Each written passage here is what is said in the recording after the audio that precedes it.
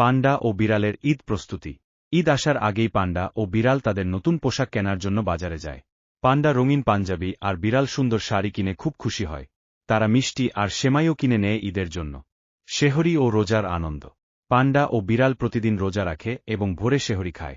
তারা একসঙ্গে ইফতার করে, নানা ধরনের খাবার বানিয়ে খাওয়ার মজা নেয়। একে অপরকে সাহায্য করে এবং ধৈর্য ধরে রোজা রাখার চেষ্টা করে। ঈদের দিনের খুশি।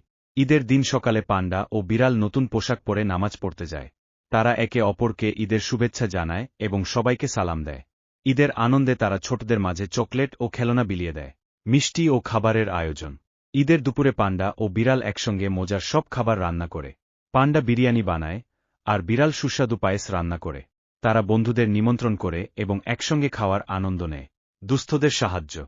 পান্ডা ও বিড়াল ঠিক করে যে ঈদের আনন্দ সবার মাঝে ভাগ করে নিতে হবে। তারা গরিবদের মাঝে খাবার ও নতুন